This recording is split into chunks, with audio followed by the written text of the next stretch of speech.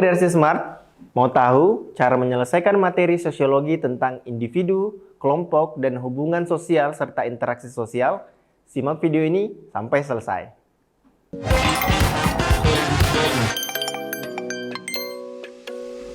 Untuk soal nomor 1, seperti ini. Dua kelompok masyarakat yang berbeda kebudayaan kemudian saling bertemu dan melakukan kontak sosial secara intensif sehingga terjadi pembaharuan budaya, tetapi tidak menghilangkan budaya aslinya disebut. Nah, di sini Generasi Smart bisa melihat optionnya. Yang pertama, akulturasi, B, asimilasi, C, amalgamasi, D, koperasi, dan E, akomodasi.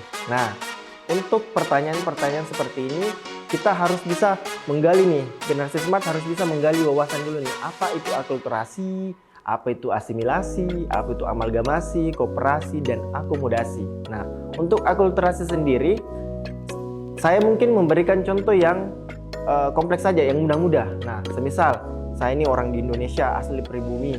Kemudian dari budaya lain, dari negara-negara lain masuk ke Indonesia dengan budayanya sendiri, dengan saya yang budaya Indonesia dan orang lain yang masuk ke Indonesia dengan budayanya sendiri. Nah, proses akulturasi itu seperti apa?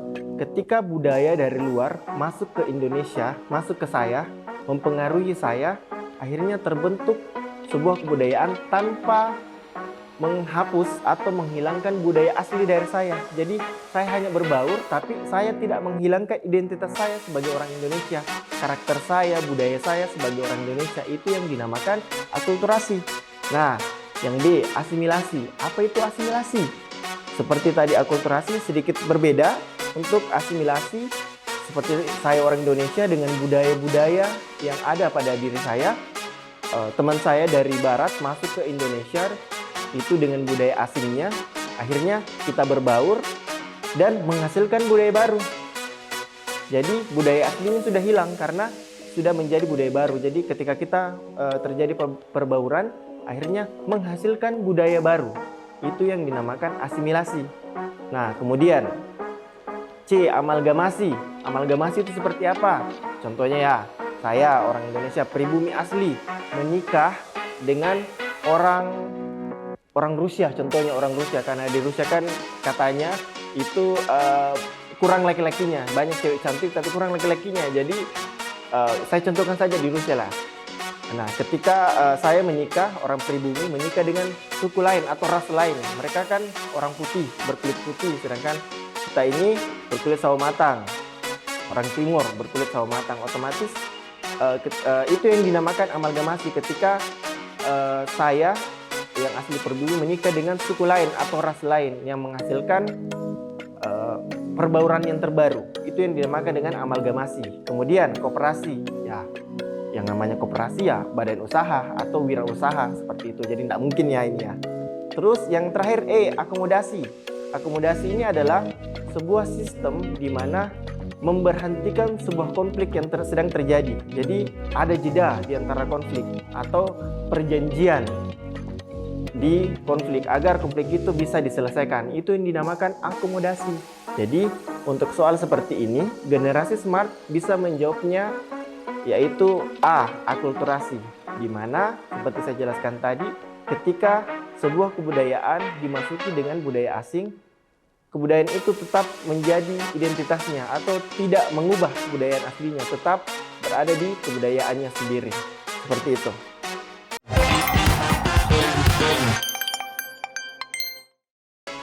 Baik, Generasi Smart, kita lanjut di pembahasan kedua, soal kedua.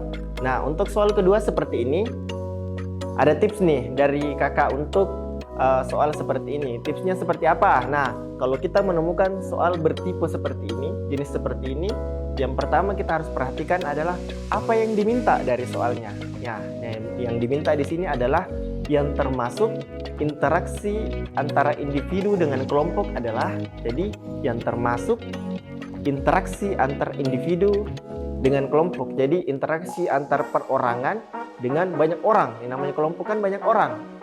Nah, di sini optionnya ada sampai E. Yang pertama 1, 2, dan 3, B 2, 4, dan 5, C 1, 3, dan 5, D 1, 4, dan 5, dan E 2, 3, dan 4. Jadi kita lihat option ini dulu, yang 5 ini, option 5 ini. Yang pertama, percakapan antara seorang penggemar dengan kelompok band idolanya. Otomatis percakapan antara seorang penggemar, karena yang namanya seorang kan otomatis satu orang, jadi individual. Nah, dengan kelompok bandnya, otomatis kelompok band namanya kelompok, otomatis ya banyak orang. Nah, kalau kita merujuk sama soalnya tadi, yang diminta adalah yang termasuk interaksi antara individu dan kelompok. Otomatis untuk option 1 ini sudah benar. Nah, next kita option yang selanjutnya, yaitu diskusi antara 2 orang di setiap kelas. Diskusi antara 2 orang, otomatis ini langsung ke arah kelompok, tidak ada individuanya, langsung ke kelompok saja. Jadi otomatis untuk soal nomor 2 itu sudah di blacklist ya, untuk yang option kedua. Nah, yang ketiga, wawancara seorang supporter, seorang reporter dengan kelompok penari hip hop terkenal. Nah, dari option ini kan wawancara seorang reporter, berarti satu orang. Seorang reporter dengan kelompok penari hip hop. Nah, kelompok penari hip hop, otomatis dari kelompok ini sudah kita bisa mengambil kesimpulan bahwa ini banyak orang ya, generasi smart. Kemudian yang keempat, saling ejek antara kelompok supporter bola dengan kelompok supporter yang lain. Jadi bisa disimpulkan di sini bahwa ada 2 kelompok supporter, jadi 2 kelompok besar, otomatis tidak ada individualnya dong. Nah, yang kelima adalah peringatan seorang polisi terhadap kelompok demonstran. Jadi di sini seorang polisi dengan kelompok demonstran. Jadi ini juga bisa diambil nih. Nah, tapi sebelum kita jawab, di sini saya mau menjelaskan dulu tentang interaksi sosial itu mempunyai beberapa jenis. Nah, yang pertama, interaksi sosial individu dengan individu. Yang kedua, interaksi sosial individu dengan kelompok. Yang ketiga, interaksi sosial kelompok dengan kelompok.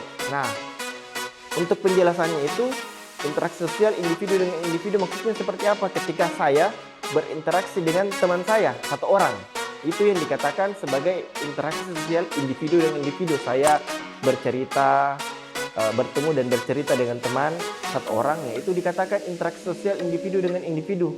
Kemudian option kedua, interaksi sosial dengan individu dan kelompok. Ya seperti yang ditanyakan tadi, bahwa saya sendiri berinteraksi dengan banyak orang. Yang namanya kelompok kan otomatis banyak orang. Nah, yang ketiga, interaksi kelompok dengan kelompok. Nah, ini harus diingat, kelompok dan kelompok otomatis ada 2 kelompok yang saling berinteraksi. Nah, untuk merujuk kembali kepada soal yang diminta di sini kan bentuk interaksi individu dan kelompok. Jadi seperti saya jelaskan tadi, jadi jawabannya di sini adalah C, yaitu option 1, 3, dan 5. Kenapa demikian? Karena semua berawal dari perorangan dan berinteraksi dengan kelompok-kelompok atau banyak orang. Seperti itu.